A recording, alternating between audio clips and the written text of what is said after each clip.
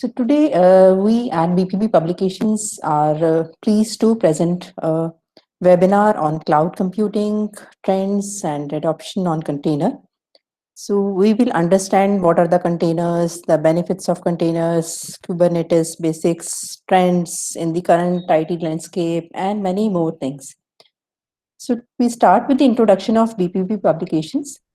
BPB is Asia's largest publishers of IT books. For the past 63 years, BPB has been a friend, philosopher, and guide for programmers, developers, IT professionals who have made things happen in the IT world.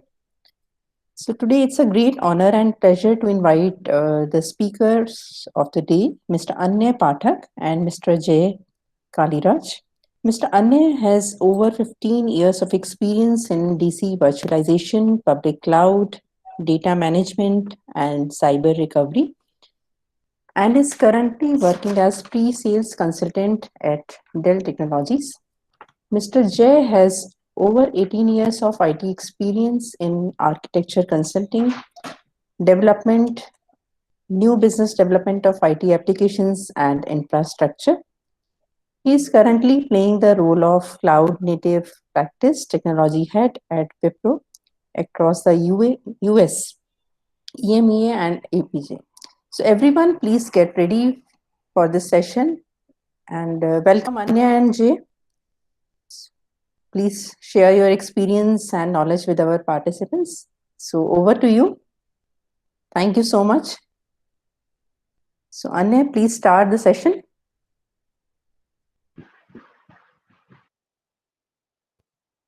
Hi, Anya. I think you are on mute. Sure, ma'am.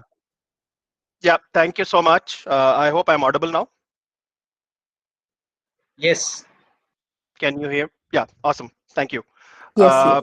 So thank you so much, Surabhi, for the introduction. And thank you so much for people on the call for joining us, right? Saturday evening. Typically, this is the time when we used to go out in the old normal, but in new normal, somehow we are stuck at home, and that gives us an opportunity to probably share whatever little we have learned from the industry and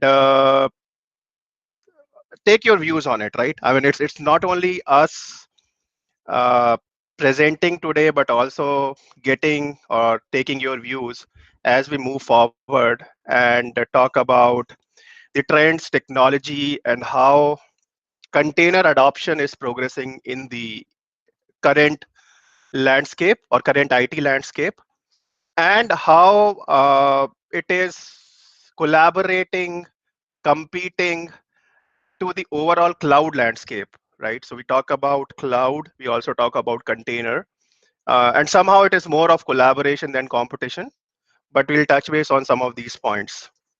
So I would probably talk about the industry trends, how container adoption is taking place, and Docker or container has been there from last 10 plus years, right? I mean, this is not something which is new. But suddenly, we have seen a trend where there's a lot of traction towards this technology, and that is where Jay would jump in on what has happened when it comes to a traditional to a microservices architecture, and why suddenly there's so much of shift which is happening from a monolithic or a traditional platform to a containerized or a next gen platform. And we would also like to hear from you in the end, what else you would like to listen from us in case we do a follow-up webinar. What is your thought process when it comes to adoption of containers or containerized platform? And before even I begin, if you can write it on chat or speak out, how comfortable are you with this word, which is container, right? And there are different terminologies being used in the market: container, Kubernetes, K8, Docker, and so on. And all this basically relates to an architecture which we would be discussing in this session. So hopefully you'll be able to utilize this 40-45 minutes. We'll try to keep it as brief and simple as possible.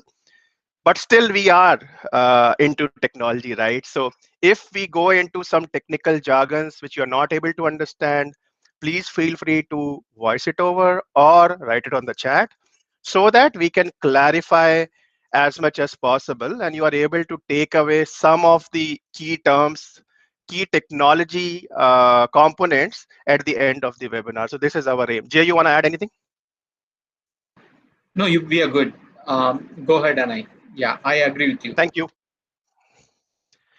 So before we begin, there is a terminology slide which I would like to show, which talks about different terminologies we use when it comes to bare metal container, which is bare metal, not container, and then virtual machine, containers, cloud native, server co-location, orchestration, and cloud instances, right? These are some of the terms which we might use in our presentation or which you might see in general. And when we talk about these terms, you should be able to understand the difference between them. This session is focused on containers, while you still have bare metals, which is basically a physical machine running the operating system and application, virtual machine, which is basically hypervising the bare metal layer, which means you have an hypervisor on top of bare metal layer, which can simulate or which can ensure that you are able to make the most of the bare metal layer, and hypervisor will be able to take the compute and other resources from the bare metal layer, right? That is virtualization. Using an hypervisor, can be a VMware, Microsoft Hyper-V or anything. And then container is where we'll focus on, and we'll talk about it. Cloud native is basically a philosophy where we call anything cloud native if it is born in cloud, or if it is scalable enough, elastic enough, or distributed application architecture, which is similar to how the application would do in a cloud-like architecture. So that is where we call it as cloud native, which means you don't have to certify an application for cloud. You don't have to run testing against an application whether it will be able to run in a cloud-like architecture. If it is cloud native, it means it is already certified and born for cloud-like architecture, right? Server co-location is basically the process of deploying and hosting the server in a managed service environment, which is pretty simple.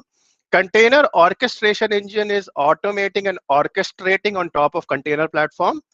And cloud instances is basically a virtual server which can be hosted in a private or a public cloud. So we also have different types of cloud, and you have private cloud, which is basically on premise, and you have control over it, or you can automate and orchestrate and you know where the data is actually sitting. Whereas public cloud is more like your Amazon's marketplace, or ordering something, which is ordering a server, ensuring that you are able to add to the cart and powering on the server, where you don't have control on end-to-end data. You have control, but not exactly where the data would land in the end. It is difficult to say because it is completely a shared environment. That's public cloud, right? Before we go into Kubernetes, we have to understand what business leaders or business is looking at as of today, right?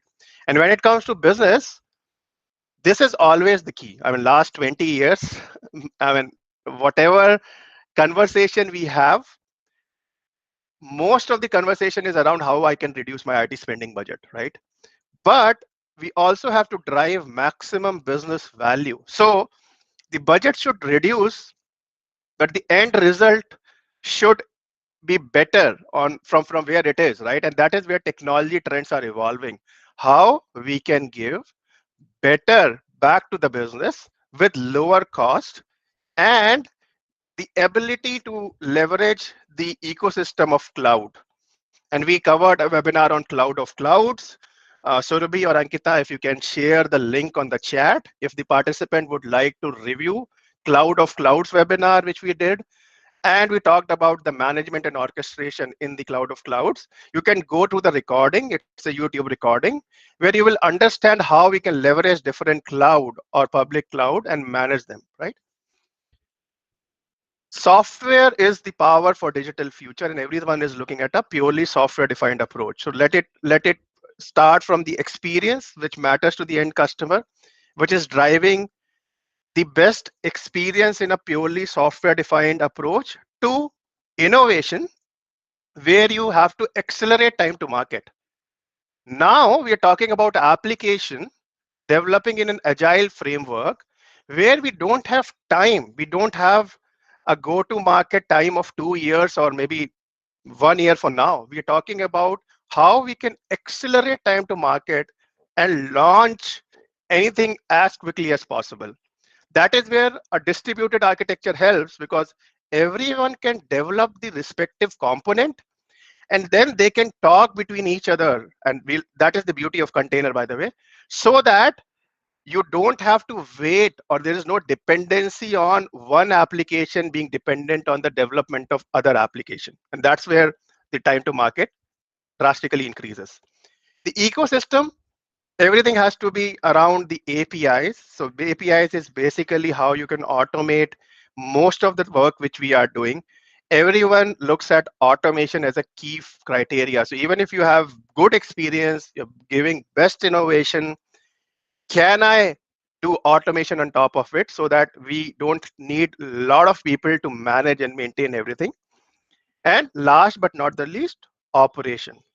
So if you have automation at a good level, obviously it would help you in the operation, because most of the thing is already optimized, automated, and you don't need a lot of resources to operate or manage run to run, I mean day-to-day activities, right? Which is running the business. All this basically drives the digital future which we are looking at, and that is where container fits in very, very well. As I said in my previous slide, most teams now release application in less than a month. And that is what they are looking at, on, I would say, right? This graph on the right-hand side basically shows there is at least one application per quarter, 26%. And then one per month, one per week, one per day, and more than one per day, right? So now business is looking at launching the application or the codes which are valuable to the business in faster time, and that is where time to market is important, and how microservices, agile framework, DevOps contributes to it. So we will focus on microservices, which is a container-based platform in this session, but how microservices, agile framework, and DevOps contributes to the innovation which is happening in the industry. And people are looking at the time to market should be less than a month or less than 15 days or less than a quarter, whereas it was close to 2 year or 1 year before. And that is where we have shifted from that framework to an agile and microservices based framework. So that is where container fits in perfectly. And we would talk more about it as we proceed forward. This is the shift in the software architecture, as we clearly agree that software is the way to go forward, and how we can automate, orchestrate, and innovate. We are moving from a client server era where we talk about a front end, back end application and the mapping between them and the dependencies between them, to a microservices based architecture where you can develop the pieces of the puzzle separately and then collate them together to form the bigger puzzle, right? So we are into a web app era where every developer is trying to develop the piece of the puzzle. And if you have 16 pieces, if 16 different codes, 16 different teams are working on it, in the end, how they can integrate as a single picture, because these all pieces can be plugged in together to form a single 16 block picture, is what microservices lead to in the end. So every small piece of puzzle is a container in itself, running a code, running an application, but still depending on the rest 15 to give you the complete end result in the end. So that's where we are shifting to a microservices based architecture from a monolithic architecture. Microservices is our focus, and this is where a small self-contained functionality that is easy to create, maintain, and build and deploy software is created. As I said, all these blocks of the puzzle are independent when it comes to development, but they relate to each other when it is time to market, because they all can talk to each other and there is no dependency of one taking higher criticality or dependency when it comes to developing these results, right? So they are all interrelated, but the development can happen in silos and then they can come together in a microservice-based architecture. This gives you scale because obviously you can scale faster. You don't have to wait for task 1 to complete before task 2 starts because all these tasks can happen in parallel. So that is where you get a bigger scale, higher availability, because you can try different things on different pieces of the puzzle. If one doesn't work out, you have a backup piece of the puzzle available, which means you have already tried different things and you don't have to wait for things to fail before you develop anything. So even before you fail, you have your backup plan ready. You have another piece of the puzzle ready, which you can place in and see if that works better. So that is where high availability comes into the picture. And in the end, it is anywhere. It can be a hybrid or a multi-cloud environment, which is just a placement. And cloud is just an operating model. You can move around the way you want to. But we have to understand what is microservices architecture. There is a detailed discussion on architecture which Jay would take over, and how microservices architecture is creating difference when it comes to innovation and faster time to market is what we want to say. Very basic when it comes to what is container, we talk about nodes, right? And what is the difference between container and a virtual machine? We would cover it in the later slide so that you don't confuse container with a virtual machine. A very, very simple example of a virtual machine is you are having a hypervisor on top of your bare metal, and then you're powering on the VM on top of it, but all those VMs still have their guest OS. So if you have a VM, it would have a OS, which is Windows, Linux, and so on. In container world, that doesn't happen. In container world, you are not restricted to all the nodes having its own OS, and that doesn't happen, right? So these are some of the differences which we'll cover as we progress forward. But you have to understand that there is a physical infrastructure which is always there. I mean, there are people in the cloud world who don't understand that even if we talk about cloud, this doesn't go away. The physical infrastructure, the bare metal, compute, storage, networking, everything has to be there somewhere.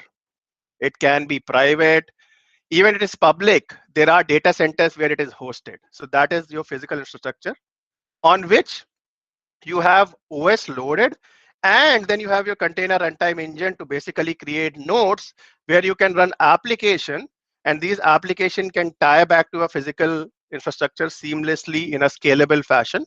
As we progress further, you'll be able to understand more on the architecture part of it as well.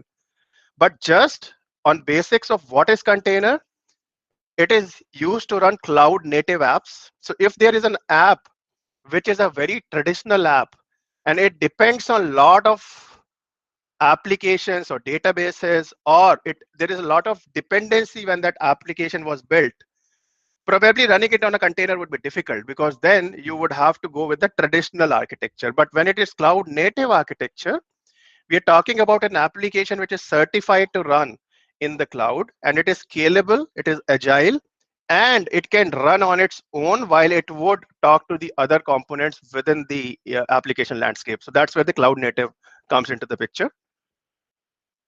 You can run highly scalable applications on-premise, in the cloud, or in the multi-cloud environment, and support application development and models. That is where I said, right?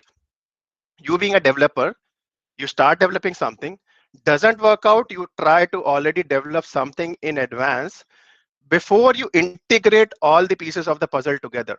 You don't have to rely or wait. And if you have 3 or 4 pieces of the puzzle and you can try while the overall integration is going on, it becomes much more easy because in a traditional model, there is a lot of dependency, and before when I say dependency, you have to wait for certain steps to complete before the next steps start. In here, it is not the case. It runs in parallel, and that is why there is a bigger concept of scalability and the modern application which are being developed in today's world. Most of them are cloud native. Most of them support container as a platform, and most of them are developed in agile way so that it is faster, and again, time to market is faster for these applications. Benefits of container we all would have understand, because this is where we talk about a container platform. It doesn't even have its own OS, right? It's very lightweight and fast. It has continuous integration and runs in a single process so that the entire ecosystem of application can be brought in together while the development can happen in silos. Consideration is security and the scalability. So whenever you design a container platform, you need to think about security, stability, and scalability so that while designing the environment, you have these parameters in mind. We can cover design in detail as well, but the time is less. There are some design which will be shown to you, but security is key in the new normal, as we all know, because of connected devices and billions of connected devices, right? So while we adopt to container platform, we have to ensure the security and the scalability, because scalability would be at some point in time limited to the physical hardware as well. So just ensure that your physical hardware is also scalable enough. If it is private, public it is, because public there's no shortage of compute. It is already there available. You just have to add it in the card and you can check out, right?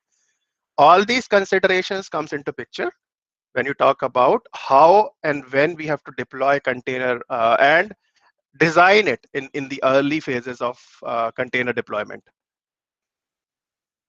And I also spoke about orchestration. So orchestration is all about managing the life cycle, right? So how will I be able to manage the life cycle of the container in a large environment, right? Containers can come in, play their role, and go away. And that is the beauty of containers. Since they are not dependent, there is a container or a node which comes in, gets the application to a state where it is or where it should be, and then it can go away as well. And we talk about a lot of examples if we have time in the end, where how the orchestration and automation plays a key role. I think Jay has a very good slide in the end, where not only we're talking about having these nodes, but also end-to-end orchestration and the life cycle of the container in a large environment.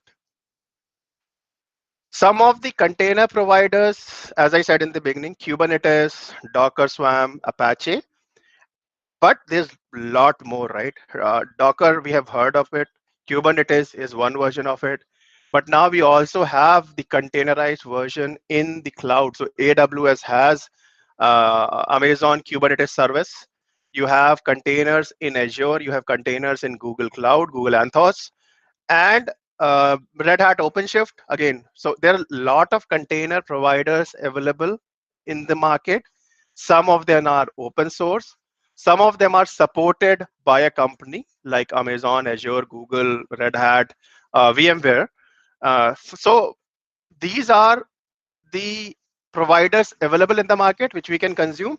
But before we go into these the providers, we have to understand why do we need container and how we can effectively use them in our agile framework which we're talking about.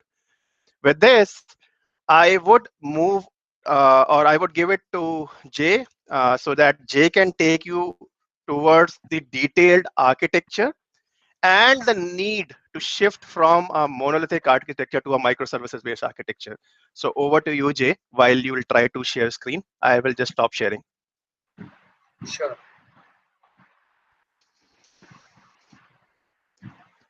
Any questions, I mean, just ask. I have not seen the chat, but I'll definitely try to answer as much as possible. And we can also discuss these questions in the end as we proceed. Over to you, Jay. Thank you, and again, a very warm welcome in the evening for sparing your time to have these knowledge bites. And as Anay rightly articulated, in the era of digital transformation, digital means customers are really looking out for a very agile, and an architecture which lets them to scale very elastically, right? Also, the architecture should let them to do their applications being hosted in more on a lightweight fashion, right? So hence, customers are moving towards the microservices architecture in this digital transformation world.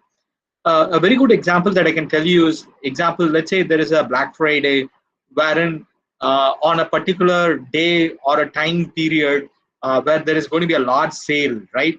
Where the load is going to hit, right? Not just the adoption of cloud is going to give them the elasticity in terms of scaling the required infrastructure as on a particular day or a time. You don't need to just plan for the for the complete workload on that day or a time on your premise for that peak workload to have the huge infrastructure in place, right? So the power of cloud gets you that on-demand elasticity that you can scale your infrastructure for that time and for that duration. But does that alone suffice your need? Example, I would say huge application running on a one single virtual machine. Probably during that peak load in time, I can I can provision new VMs with applications and load balance them. But how long is it going to take at that point in time? Is it going to take 20 minutes, 15 minutes? Whereas on a particular time period and interval, my load is going to heavily increase at that particular hour. But what if the new instance that we have to automatically scale, by itself, it's taking 15 minutes. So what it means to you is that cloud alone is not going to solve the problem, right? While cloud brings the on-demand elasticity, you need to have a mechanism by which your applications are able to quickly scale up, or it can come up in minutes or minutes or seconds, right? That's exactly the need of the hour and the architectural design that the customers are looking for. So what, right? So let's take a traditional application which gets deployed, on a virtualized infrastructure. Traditionally, if you look into a three-tier architecture, any application, if you look at it, you have a web layer, and you have an application layer, and you have a data layer, right? So all the three layers are hosted in three different virtual machines, probably as per the workload. It may be and for the high availability, for every layer you may have multiple virtual machines being load balanced, right? And that's precisely the architecture what you do. If you look at it on the left hand side, every application, be it as the application layer or the web layer, right? Each of it is a virtual machine. Each of it its own operating system, right? In a way, it's good. But what if I have interdependent applications, and those interdependent applications, I would like to not to distribute them across virtual machines, because they need to talk to each other locally with very low latency. And those two interdependent applications have different dependent binaries, right? And they both conflict each other. You can't just deploy them on a single virtual machine, right? That's one part of the problem. The other part of the problem is scalability. Currently, I have one virtual machine as the workload is very low, but all of a sudden on a peak, right? Now we are at a COVID situation. Like all of us are ordering most of our utilities and the day-to-day, day-to-day items from various websites, right? Example, Big Basket, we go out and order, right? So the load has become the e-channel or the digital channel load has heavily increased, right? So how do we scale up, right? Do we plan for infrastructure for the peak workload? Because you don't know what the peak workload is. It's going to scale up on a random fashion, right? So how do I contain my cost, right? Rather, I would just design my architecture for the normal workload, and when it goes to a peak, it has to elastically scale within a minute or within seconds, right? That's where containers come into picture.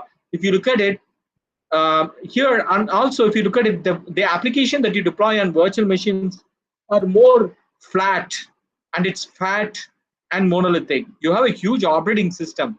If you boot the VM, it itself is going to take quite a good amount of time for the operating system to come up, right? On top of the virtual infrastructure, the hypervisor can be a VMware or an OpenStack, or it could be AWS, Azure, GCP, any of the cloud providers, right? On top of it, the virtual machine that you have, the operating system is going to take quite a while amount of time. That's why containers precisely make a differentiation. You have an operating system, and you have a container engine which replaces the hypervisor what you have. It's like as good as running it on a bare metal, right? That's precisely what you have is an operating system with a container engine running on top of it, and the lightweight containers along with the dependent binaries, right? The dependencies of the applications together, packaged together, and gets deployed as a container, right? Isn't it quite interesting? And moreover, the boot time of these containers are going to be seconds or less than a minute, right? Which is far better than the older monolithic world. Number one. Number two, the container doesn't have its own fat monolithic operating system. It does have its own operating system, but it shares the kernel, underlying kernel, on the underlying infrastructure that you have deployed, right? So your boot time is going to be faster, and it's no more fat because it shares the kernel. It shares the kernel with the underlying operating system, right? So now, since any delta or any interdependent binaries, right, which is specific to this application, you can package them along with it together, right? So every applications have its own interdependencies. Whereas earlier, what we have seen, it's fat and monolithic, and two interdependent applications, if they have conflicting binary dependencies, you have to design it in a way that you have different VMs for them. Now that problem is being resolved, right? All of them can coexist because each will have their own isolated memory, CPU, and the space, user space or the kernel space, right? Which solves the problem, right? Hence, containers really offers the best of the efficiency that you're looking out for, right? So what is in a nutshell is a container. By looking at all of it, number one, it's a very lightweight standalone package of all the dependencies to run the application, right? And your resource utilization is highly efficient. What it means is, let's say I've got a machine with 8 CPU, 32 GB, right? And I can allocate containers with probably among the 8 CPU, maybe 0.5, 500 milli CPU and 2 GB RAM, right? And I can. So what it means is you're going to run containers at a very max utilization or in a very much more efficient way, right? And it helps you in terms of very specifically in the area of digital transformation. It enables you to do with microservices patterns, deploying microservices in an easy, simple, and an simple way. And more importantly, you can run your application anywhere. You build it once, build the container images once, and you can run it anywhere. What does it mean? Let's say I build a virtual machine. It's tied down to a particular hypervisor. Whereas with containers, if I build a container image, I can run it on any infrastructure. If, it's portable from one infrastructure. It can be from your on-prem or to any of the cloud providers. So you can build once and run anywhere. And more importantly, auto scaling or a scalable deployment feature. What it means, I can start with one instance of the container, and I can have auto scaling rules in a way that if the container resource utilization goes beyond 50% of the CPU, or like 70% of the memory being allocated, automatically spin off another container and auto scale, right? Such horizontal auto scaling and vertical auto scaling rules can be set in a way that the containers automatically scale on demand at the peak point in time, in seconds, rather than in the erstwhile monolithic world, which it takes probably 10 to 15 minutes for the entire operating system and the applications within them to come up all together, right? That's where containers become a real differentiator. right? Having said that, let me move on to the next thing, right? So in the case of virtual machines, your hypervisor, example, I have OpenStack, right? The KVM or the OpenStack is going to, kind of uh, ensure your virtual machines are always available, or VMware, even the cloud providers has their own hyperscaler, AWS, Azure, Google. The hyperscaler or the infrastructure as a service ensures the availability of your virtual machines, right? So if the VM goes down, it automatically brings it up, right? So who is going to do that operation, right? So it's like containers like a baby, right? Somebody has to babysit the containers. Who is that babysitter?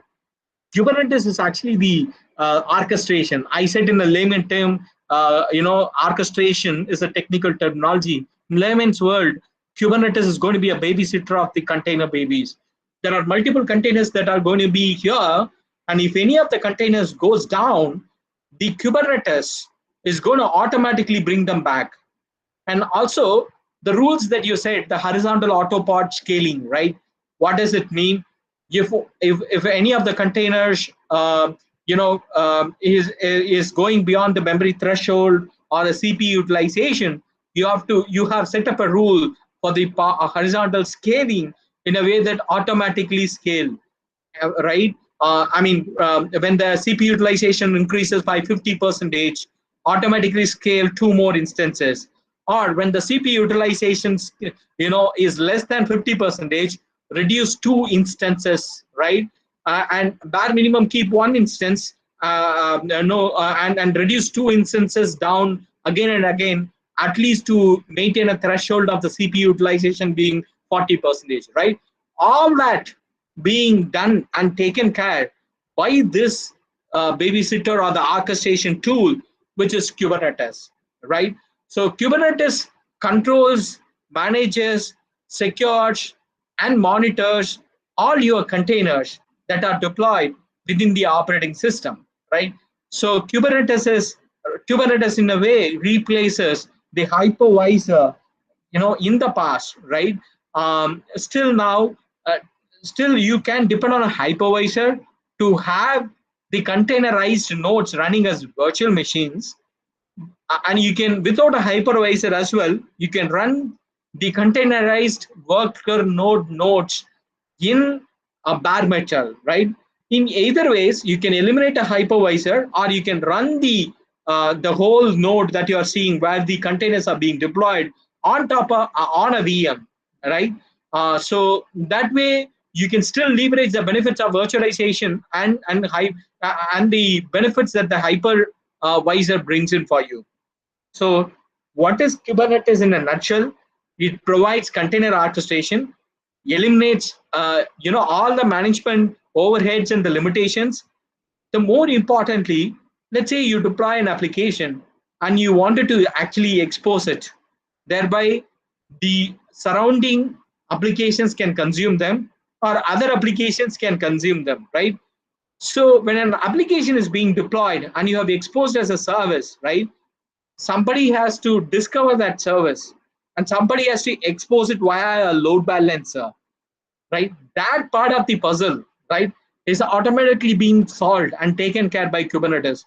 What you say is, hey, here is my application. You deploy this containerized image and expose it as a load balancer. You provide an instruction. The Kubernetes is going to work with your underlying infrastructure as a service. Example, if it's in the cloud, it's going to talk to the cloud hyperscaler layer and provide and make an entry or provision the required load balancer and tie down the load balancer with the backend application or the backend applications that are hosted in the Kubernetes, right? It seamlessly takes care of all of that. So service discovery and load balancing, and more importantly, storage orchestration. Say, for example, you have an application that's deployed in a container, and the application requires some amount of storage, right? In the case of virtual machines, say, for example, you might go to an external storage access network, provision something called a LAN, and then you come back and mount that LAN back in the virtual machine, right? So you have to do all of them. What if there is an automated way? Somebody takes care of it. You simply create a storage pool, right? And now any application that gets deployed can consume the resources in the underlying storage pool, and automatically the mounting the required volume or the storage that you required being taken care. So all those, and when the application goes down or the application gets deleted, the storage space needs to be reclaimed again. All of that storage administration and orchestration, right, in coordination between the underlying storage pool and the containerized application is again taken care by Kubernetes, right? And the next most important feature is automated rollouts and rollbacks. What do I mean by that? Let's say, I deploy an application in, in a containerized environment, and I would like to roll back to the previous version, or I would like to roll out a new version. There are various deployment strategies, right, that Kubernetes supports. Example, number one, there is blue-green deployment, very famous deployment strategy. And another deployment strategy is canary deployment, A/B testing. Like, these are all very interesting rollout methodologies. Let me take one of a very interesting rollout methodology, A/B testing. What does it mean? I have an application, and there are 10 instances of the application, and I have another version of the same application. I have privileged customers wherein I wanted to beta test them, giving certain privileges or certain new features to these privileged customers. Thereby, the customers will get a new feel. Like, example, you log into your Kotak Bank or your ICICI Bank, you are a privileged customer, and they wanted to make one of a feature very exclusive for you, and they have defined a new user interface. They have changed the user interface look and feel, right? So it's a new version of the application, and they wanted to first launch it to few customers, only few privileged customers, get their feedback, and if it's good, roll it out to everyone else, right? So how do I do that?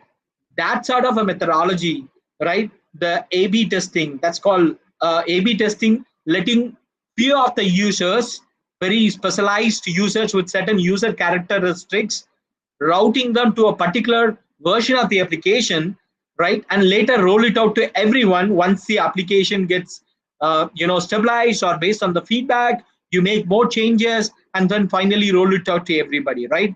Or you can beta test part of the application to certain users or certain region. For example, you can beta test a new version of the application to a particular state or to a particular country, and then roll it out to the other countries.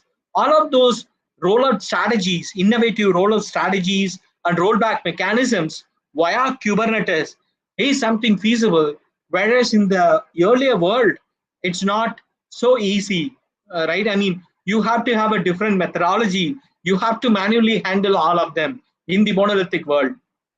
Then the automatic bin packing, right? You specify the application interdependencies. If it's not there in the underlying kernel, right, or in the underlying operating system, right, if it's a different version, it is going to automatically pull as part of the container image processing, and it will have the application specific interdependencies and frameworks tied to it. And the last feature that I'm talking about is a self-healing. What if, let's say you have an application and you require 5 instances of it.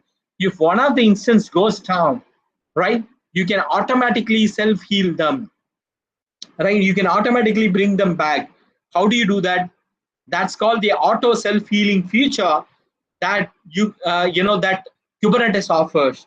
The next big thing is the secret management. The various applications, config and secret management. There are various applications, and each of these applications have interdependencies with the external services, right? Say, for an example, there is a bank, and you are trying to, there is a loan application, and when you are trying to fill in your loan application, you are providing your citizen details, or say or author details, or your credit details, and the application has to talk to the external service to validate your Aadhaar number or to validate your citizenship or passport details, right? It has to talk to them. Now, all these external URLs and the application interdependencies, right, might keep changing over a period, right? Do you really need to rebuild them?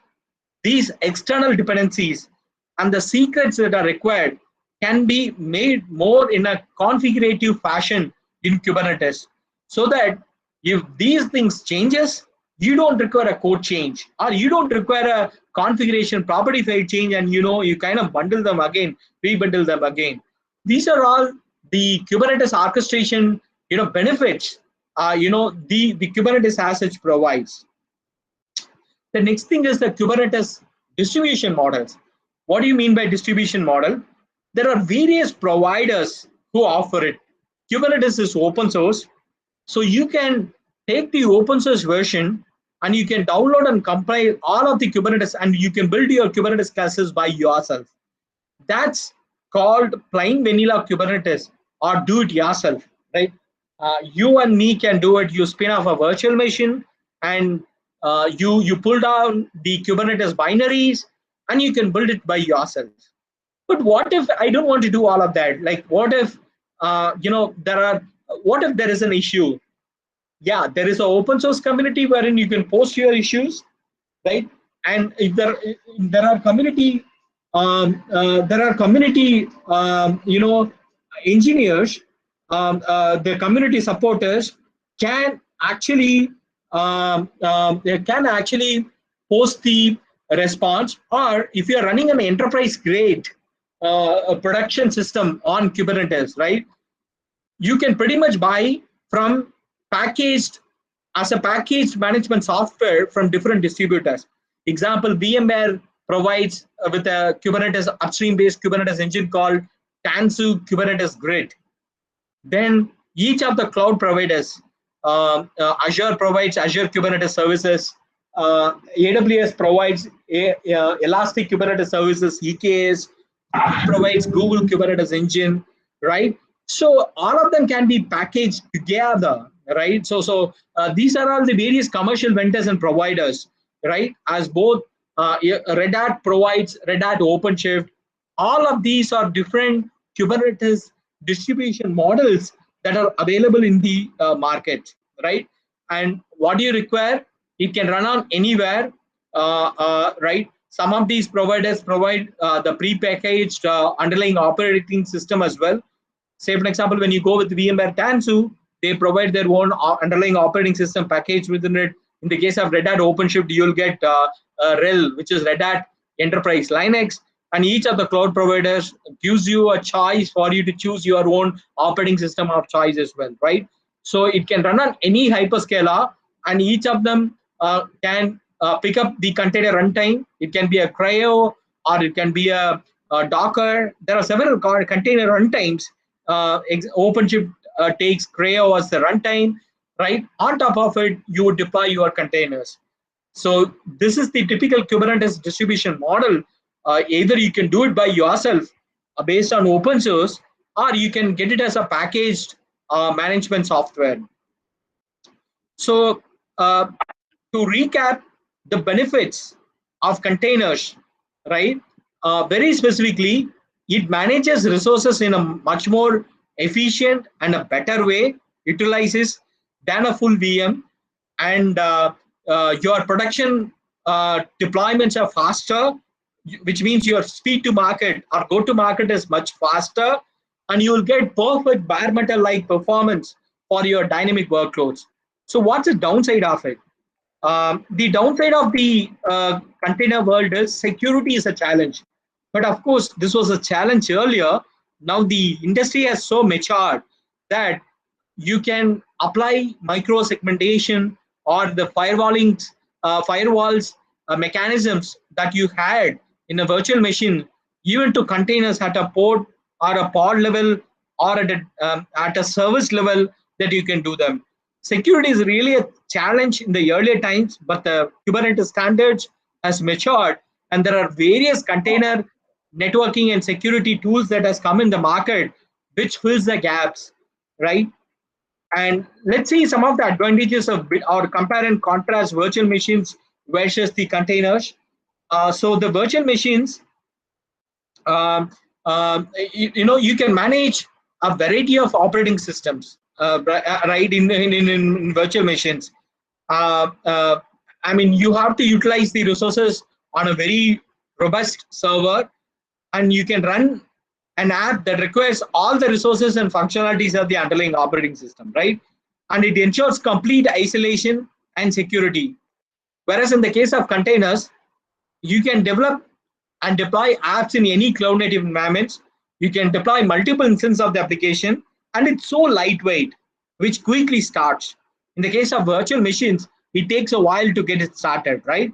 And you can build once and you can run on any infrastructure, right?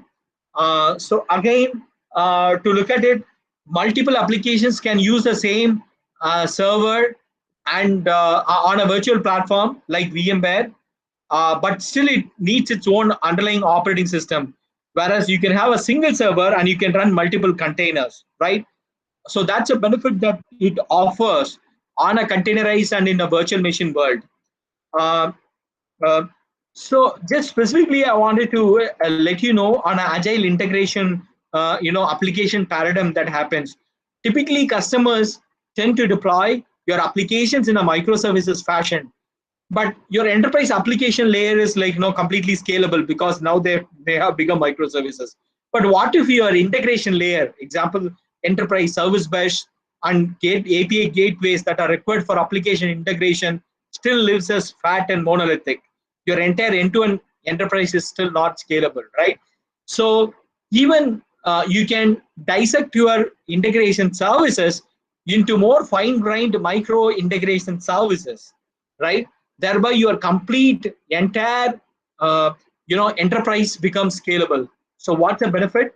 You have fine-grained deployment, right, in an integrated ecosystem.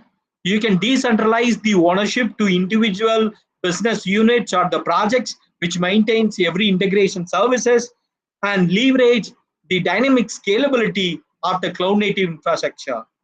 So in a nutshell, the benefits that you get when you dissect typical monolithic application to a microservice is first and foremost the uh, agility, faster time to market in delivering the applications, scalability.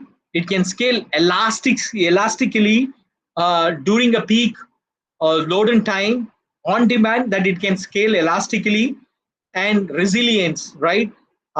Meaning you any failures or failovers that happens, you can fail fast and recover because Kubernetes does the magic. So in a nutshell, business can at most save 1/3 of their cost from the previous, the typical virtualized deployment architecture, and gain 3x the speed or the agility that they wanted to deploy to the market, to deploy to the required infrastructure, right, and go to the market. That's all I have for today. Anay, would you like to add anything, Anay? No, I think thank you so much, Jay. I think there were a couple of questions which I would like to just voice it over. And one is around, can you please explain the master node and client node architecture in containers? So maybe if you want to just quickly do it. I know it's a very, very big topic, but Yeah. if any thoughts around master node and container node architecture and how they interlink. Yeah, sure. Okay. In Kubernetes, the way by which it works is, so how does the babysitting happens, right? You have your applications running. So in Kubernetes, the orchestrator or the babysitter is called master node. So typical architecture has one or odd number of master nodes, 1, 2, 3. All right. The master node contains a database of which takes care of the complete configurations. All your configurations are stored in the database, you have an API server via which you can talk to Kubernetes and deploy your applications. And the application that you deploy, right, and you have worker nodes. So what does it do? The API server delegates to a scheduler. The scheduler in the master node looks has a handle of all the worker node bare metal servers or the worker node virtual machines, and look at who is free for a given capacity of the application which is being requested, right? Example, let's say you have 3 worker nodes. 2 of the worker nodes are heavily utilized. So the scheduler can now make a determination to go ahead and deploy it in the third worker node. Or you have a very application specific requirement that you have a 10 worker node, and 2 of the worker nodes require probably a very high-end machine which is called NVMe, RAM or storages that are being attached to it, right? So you want to utilize that NVMe, such high-end worker node for a specific application which runs analytical workloads, right? All of that, scheduler takes care of that functionality. Then finally, you have a controller which listens to all the commands that comes from an operator and orchestrates. So in a nutshell, a master node typically consists of an HCD database which holds all your configurations, and an API server which receives instruction from the operator, and a scheduler which actually schedules the work or the application to the worker nodes. So typically you'll have 1, 2, 3, or you can have any number of odd number of worker nodes, and you can have any number of any odd number of master nodes, which actually is the real orchestrator or the babysitter, and the worker nodes are the ones where your applications will be deployed. And the worker nodes in turn will have 2 agents running on them. They are called kubelets or kube proxies, right? These are the 2 agents that will be running on the worker nodes, which keeps communicating with the master node components that I talked about, namely your controller, API server, scheduler, and etc., so that the kubelets start communicating to the master node, and the master node in turn to deploy the workload or they deploy the applications in turn goes via the kubelets and the kube proxies and communicates to the worker node and deploys them. So in a way, if there is a container on the worker node goes down, the kubelet or the kube proxy will send the status back to the master node, and the master brings it back again, right? That's how the complete orchestration happens. So this is how in the Kubernetes world, where you have a master node, 1, 2, 3 or R number of master nodes, and you have set of worker nodes which will be managed and controlled by the master nodes. Hope this was useful. Yeah, absolutely, Jay. Thank you so much. I know it is not that easy to explain it over the call, but I think you have explained it pretty well in terms of how the interlinking takes place. Again, you need to understand the difference between a VMware or a hypervisor-based environment and a container-based environment. And I think we have reiterated, if there are few takeaways which you can take from this session, as to understand when and how we can move towards a container-based approach from a traditional bare metal or a VMware-based approach, right? And then you also have, example, VMware, giving you the flexibility to power on a VM as well as running your container with vSphere 7 onwards, right? So even the technology vendors understand the value of containers. They can coexist with the VMware platform or the hypervisor platform, and that is where the development or the innovation is in the lines of having both of them coexist and using best of the breed solution as per the business requirement. So that is it in terms of what I had. Yeah, there's one more question, Jay. If I want to use a different OS, then how do I do it in a Kubernetes world? I think the OS doesn't matter, right, when it comes to a Kubernetes world. Yeah. Example, your master and worker nodes can be on a Ubuntu, and you can deploy a container with a CentOS operating system, or you can deploy a container with a RHEL operating system. Basically, all the Linux operating systems shares the same kernel. It's just that every operating system providers will have different packages of their own, but the kernel, underlying kernel, is one and the same. That's exactly happening in the Kubernetes world. You share the same kernel with the underlying operating system, but your particular operating system layer will be there for every container. Say, for example, you have Ubuntu as the master node operating system, and you want to deploy a container with a CentOS or a RHEL operating system. Only the CentOS layer or the RHEL operating system layer alone will be there in the container.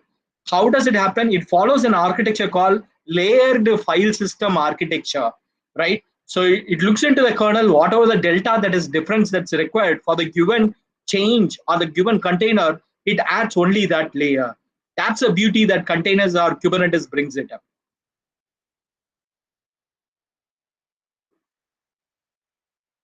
Any further questions? No, thank you, Jay. I think that is it. Over to you, Surabhi, if you want to wind up. Yes, please. So thank you so much, Anay. Thank you, Jay. It was a great session and very informative. We really appreciate your efforts to make this session useful. Thank you so much. Thank you. And before we wind up, I think you have our LinkedIn, Twitter IDs. Probably share your feedback, because there are two things why we do such sessions. One is if we are able to justify your 45 minutes on a Saturday evening, right? If you're not able to learn anything, then probably we might have to change the content. And the other is how we can even make it better. And you guys can have at least some key takeaways from these sessions, because we can't give you the entire technology in such a short time, but our aim is to get you introduced so that you can learn more. So just an ending comment. Yes, please. Yes, please. And we would also like to thank all our dear participants for their support and cooperation. We look forward to see you all in our next webinar.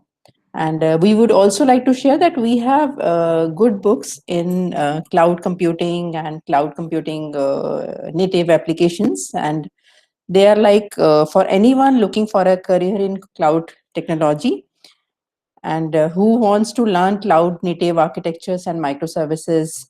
And all these are available at our website, bpbonline.com. We hope that you all benefited from this webinar. And if there is any query, will be answered after the webinar. So thank you so much. Let's close the session. Thank you. Thanks once again. Okay. Thank you. Have a good weekend, Ed. Yeah.